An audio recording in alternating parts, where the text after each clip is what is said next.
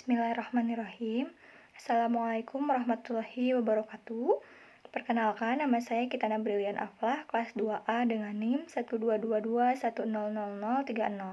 Di sini saya akan menyampaikan materi mengenai pengembangan fisik motorik anak melalui permainan tradisional. Yang pertama, ada pengertian dari pengembangan fisik motorik. Fisik sendiri dapat diartikan sebagai tubuh atau jasmani, sedangkan motorik merupakan otot-otot yang menjadi penggeraknya. Maka dari itu, pengembangan fisik motorik yaitu aktivitas yang terkoordinasi antara otot-otot penggerak dan tubuh atau bisa diartikan sebagai tubuh yang digerakkan oleh otot.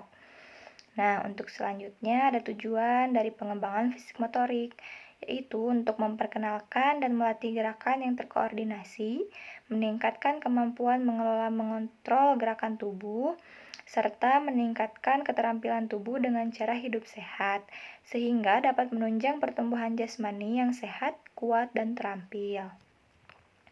Bagian selanjutnya ada pengertian dari permainan tradisional, yaitu permainan yang dapat dimainkan oleh siapa saja, khususnya untuk anak-anak yang dapat menyenangkan hati, serta mengandung unsur budaya dan tradisi turun-temurun. Selanjutnya ada macam-macam permainan tradisional. Yang pertama ada congklak. Permainan ini biasanya dimainkan oleh dua orang perempuan. Pada alat permainan congklak ini terdapat dua ujung lubang yang biasa disebut induknya atau tempat di mana kita mengumpulkan kerang.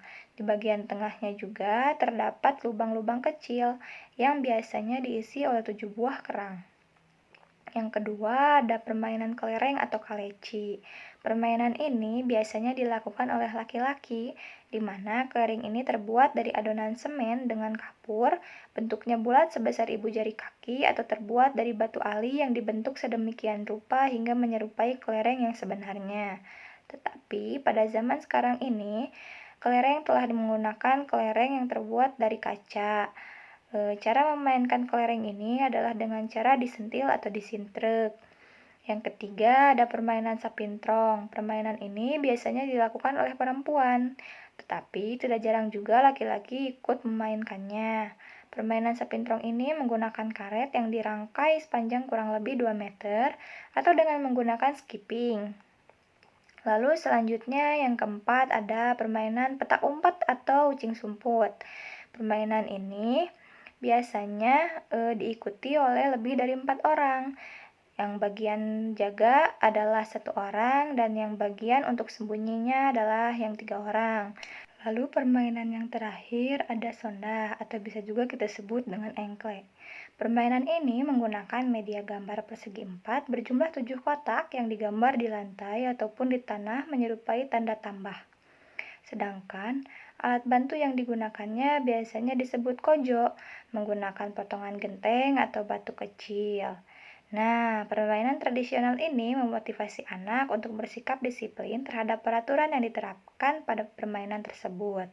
Selain itu, permainan tradisional juga dapat melatih koordinasi dan keseimbangan badan, juga menstimulasi kemampuan motorik anak. Permainan tradisional ini dapat membantu anak untuk melatih kecepatan dan kelincahan, yang mana mereka dapat secara cepat merespon apa yang harus dilakukan dan membantu kemampuan lain. Yang terakhir, yaitu kesimpulan dari materi ini adalah dengan permainan tradisional ini, diharapkan keterampilan motorik anak usia dini akan lebih terasah, karena melalui bermain banyak sekali peluang-peluang untuk menstimulus kemampuan motorik anak. Sekian yang dapat saya sampaikan, mohon maaf bila masih ada kesalahan atau kekurangan. Wassalamualaikum warahmatullahi wabarakatuh.